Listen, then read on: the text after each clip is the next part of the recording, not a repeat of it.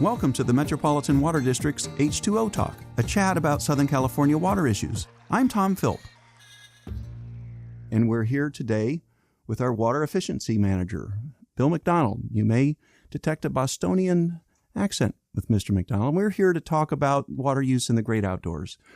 During the peak of the drought in 2015, Metropolitan embarked on a historic investment in water conservation. It was $400 million in all, and a good portion of that went to the nation's largest turf removal program of its kind. And now Metropolitan is back with a new program for the outdoors, and it's known as landscape transformation. Bill, tell us what we're meaning and intending with the landscape transformation program. Well, kind of what you talked about, Tom, is our original program was a turf removal program. We were in the middle of the worst drought, and our goal was to get people to remove turf, put in what they wanted. Could have been synthetic turf, could have been other things. So now that we've passed that historic drought, we've kind of had a time to pause and think. We made some changes to the program. And when we relaunched it, we relaunched it as a landscape transformation program. And what that means is that we're looking to get landscapes installed here in Southern California where they, yes, do remove the turf. However, we're looking for sustainable approaches to what they're replacing with the turf. We're looking for certain types of plants. We're looking for native plants. We're looking for drip irrigation. We're looking for sustainability measures like dry riverbeds, berms, and things like that. So it's a complete landscape transformation or a complete makeover. A little different than our original program, which was more firefighting type of thing during the drought. Well, let's kind of walk through the mechanics of this program. Let's first just get to the bottom line. What is the financial incentive in the new program? So Metropolitan's a wholesaler. So we service basically, like you said, I'm from Boston. So I tell folks when I'm out doing public speaking that what you think of as Southern California, from the Mexican border up towards about Oxnard, then inland, that's our service area. So Metropolitan offers $1 a square foot to take out your turf. We have a maximum of 1,500 square feet for homeowners and 10,000 square feet for commercial customers. And we do that because we're trying to spread the wealth, do as many projects as we can. However, your local city or water agency can add money on top of that. Now, the good thing is you don't have to go to that other city or water district to get that additional funds. It all comes through the Metropolitan incentive program. So some folks will be getting at least $1, and then some folks, depending on where they live, they might get a little bit more than $1. It just depends on where you are, and the website will tell you that. This program has an emphasis on the front yard, but not exclusively. Walk us through the front yard, backyard thoughts of this program and why the focus on the front yard. That's a good question. We talked about that a lot with our board of directors and with our agencies.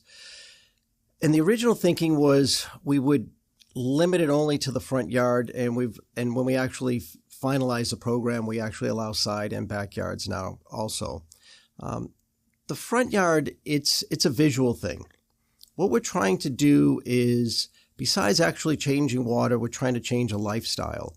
And if you keep your front yard with turf and re-landscape your backyard, that's great. We save water. Everything's good. However, somebody can't drive by your house and see that. People can't walk by your house and see that. And there is this effect where people drive and walk by and see these kind of landscapes, and they like them. They're very, very attractive. They're attractive year-round, depending on what you plant.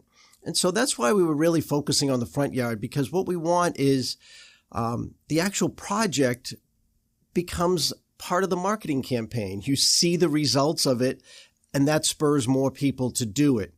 And so what we do now with the program is, if you've already done your front yard, you can do your backyard. Or if your front yard is very small, it's only 500 square feet, and you have a 1,000 square foot backyard, you can do your front and your backyard. So we're being flexible in the program, but the whole point of the front yard is visual.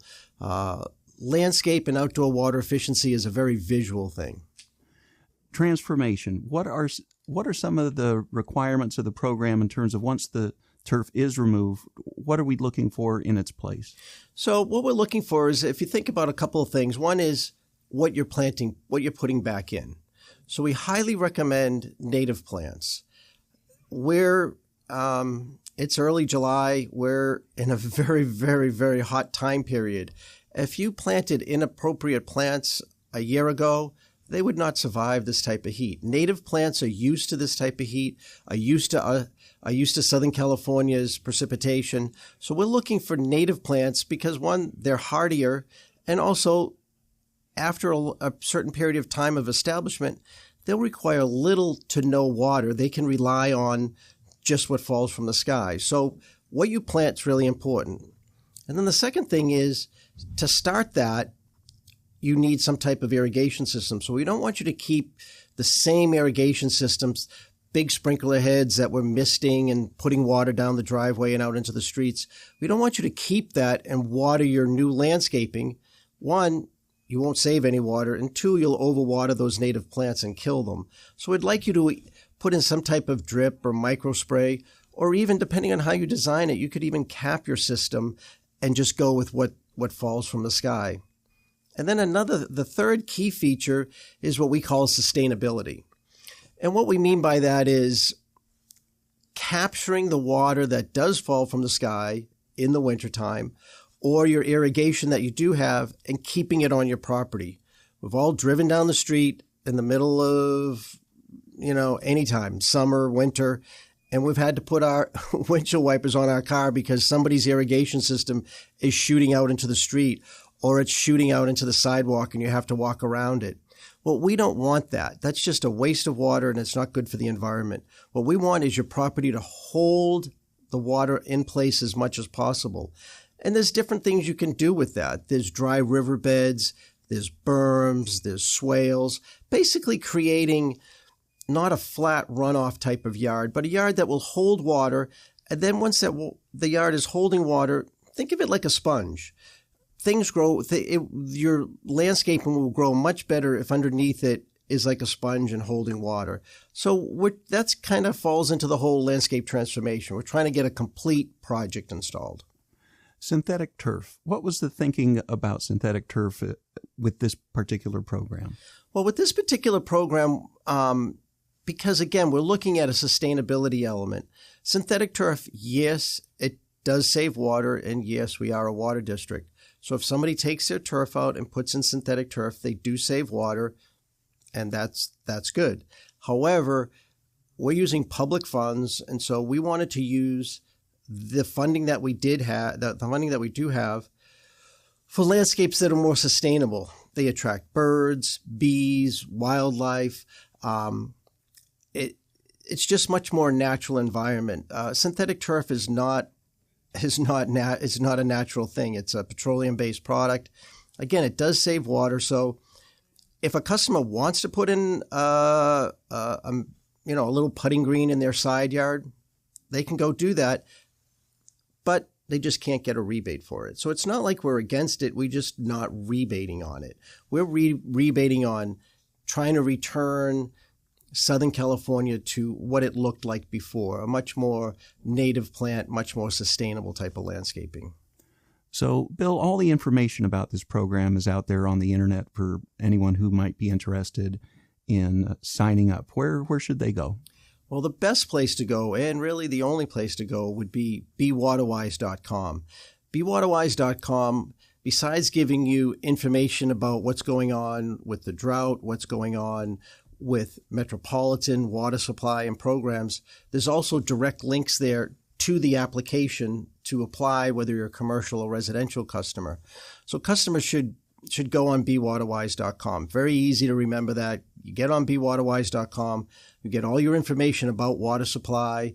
Plus, you can get all your you can be able to hook up to your rebate application. So, how much money do we have set aside for this program? I know that we were just launching it now. We don't know how long this money will be available, but just tell me how much we have for this program and your thoughts of how quickly people should take advantage of this if they're interested. Yeah, well, we have a 2-year budget. So the board was very generous. This is a huge program compared to other water utilities conservation programs.